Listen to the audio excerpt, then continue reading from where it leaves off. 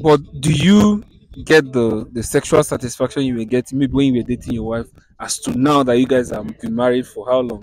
Yeah. From let's say 5, 10 years. Yes, what I always say, it can't be the same. I mean, then we were young, we were free, we had less responsibilities. So no, and I would say that maybe for many other people, not the same, but I think it's enough.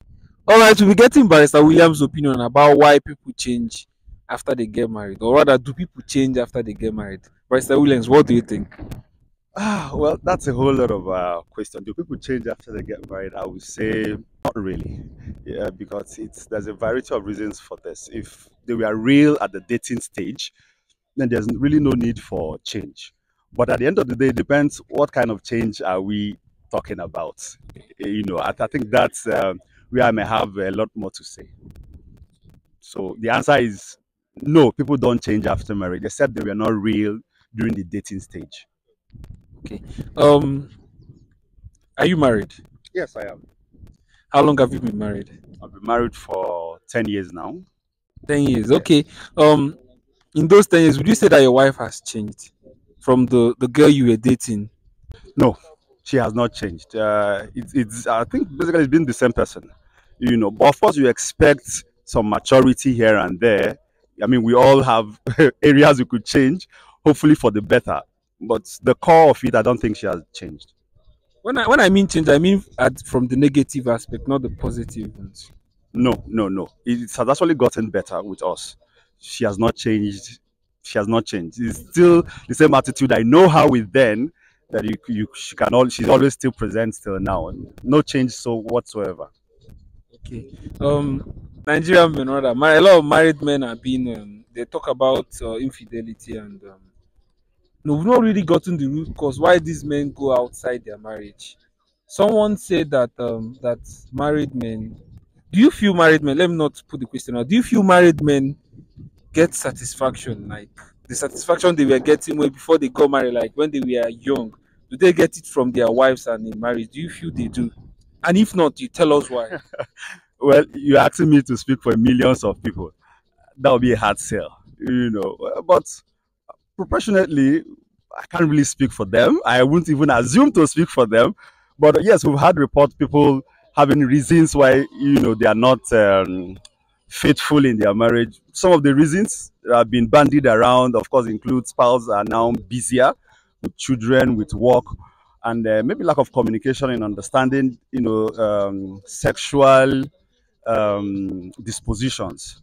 I think that's maybe some of the reasons, apart from many other underlying reasons. So I think that's much I can say as to that. I cannot assume to speak for millions of men. But do you get the sexual satisfaction you were getting maybe when you were dating your wife as to now that you guys have been married for how long? From Yeah. let's say 5, 10 years. Yes, what I always say, it can't be the same. I mean, then we were young, we were free, we had less responsibilities. So no, and I would say that maybe for many other people, not the same, but I think it's enough given responsibilities and realities on ground. How do you feel that married couples can improve this to improve their sexual life? What are the things or rather the mechanisms they have to put in place for this to happen for them? Communication.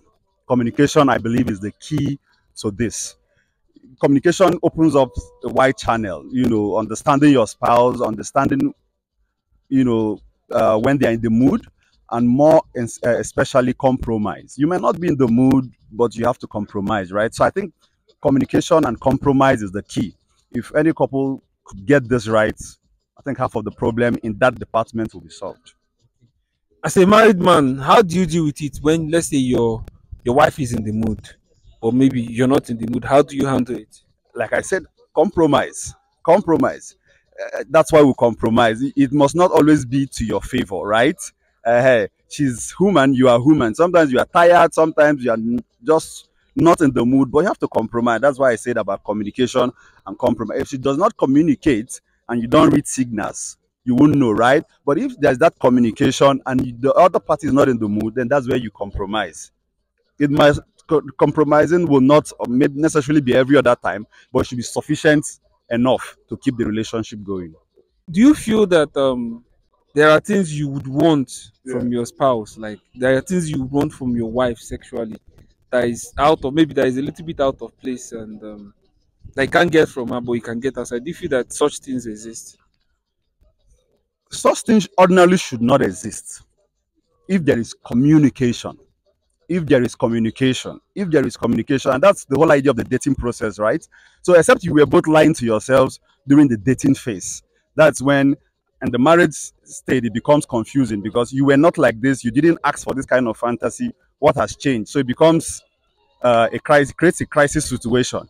But even at that, even if there's a change of sexual orientation, or new fantasies have been created by whatever means, it's really about communication and compromise. At the Okay. end of the day, it's really about those two things. So, If there is appropriate communication and parties agree to make it work, you could spice it up. If it's allowed, if your work environment, your life environment allows it, you can spice it up. But definitely, it will not be as it was when you were both single, less responsibility, and almost carefree. Now there is more responsibility, there is more to do. So there is the need for compromise. And I think that's the key word. We cannot emphasize that enough.